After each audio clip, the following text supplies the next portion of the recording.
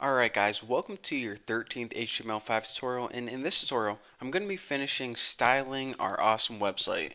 So what I want to do is just a couple quick things. This is probably going to be a quick tutorial, and the very first thing I want to do is I want to style these articles. So I want to give each of these articles their own border and background and padding. So in order to do that, I need to go ahead and style this crap right here. So what I'm going to be doing is take note of this. I'm not going to be styling the overall section because whenever we start, yeah, right there, kind of got lost there. Whenever we styled the main section, that was pretty much to lay out the entire overall, I don't know, this entire overall section right here. However, I want to style each individual article. So in order to do that, if we look at our HTML file, we have these individual article tags, so that's where we're going to be styling. So let's go ahead in our CSS, go ahead and just type article, and now we can apply the properties to each individual article. For example, we can give each one a background color, and let me give it like a nice peach color, guys. So that should be something light. And also, let me give it a border. Let's see, what border would we go to that? A red border maybe. So border equals 1 pixel solid red, not nerd, red. That's a little bit better. And I also want to give a padding because I want some space between the text and the border. So I'm going to give it an overall padding of 20 pixels. Now another thing is this padding, it isn't going to affect the spacing and mess up the overall flow of our layout. So that's another reason that I like to style within the article itself. It's only going to affect the padding of the content itself.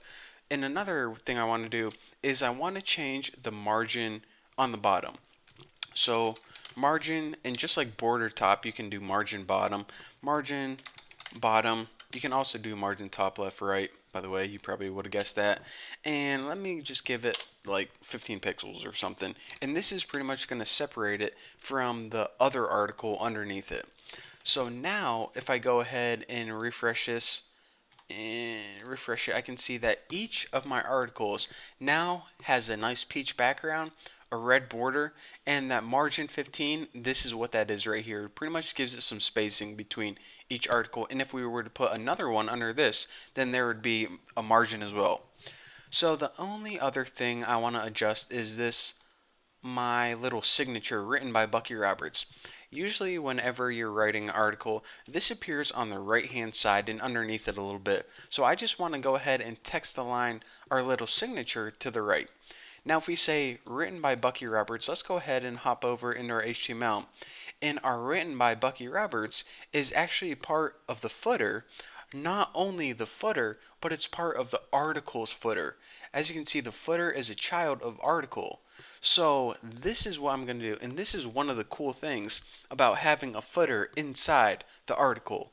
So instead of a footer like this, don't do that because I think in this case we have a footer outside. So if we would try to align that to the right, it's going to try to align this. So what we want to do is we want to say, okay, we want to work with the footers, but only the footers in the articles.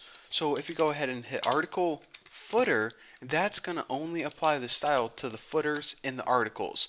So let me just go ahead and text align right, and hopefully if I didn't mess anything up and go to my website, bam, check it out. This footer is still center aligned, however the article footers are now on the right.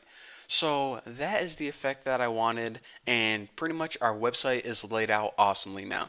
And again, I want to mention this before you guys think that I'm just a terrible web designer, because I am, but in the case that these colors are really awfully, they don't flow at all. Whenever you're making a website, then you typically want all the colors to be similar, not the same, but kind of in the same, I don't know, kind of like, I don't know what word I'm going for, kind of like similar color scheme.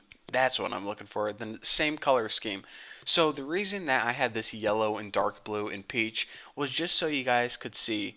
But typically when you're making a website, make sure it's in the same color scheme and not this random crap right here.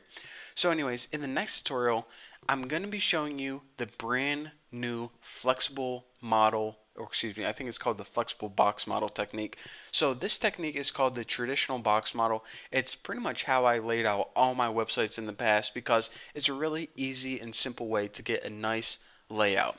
However, HTML5 and CSS3 came up with this new thing called flexible box model, and they're actually still incorporating it into browsers right now. So we need to add some little tricks before we start working with it. But I'm going to be talking about all that in the next tutorial.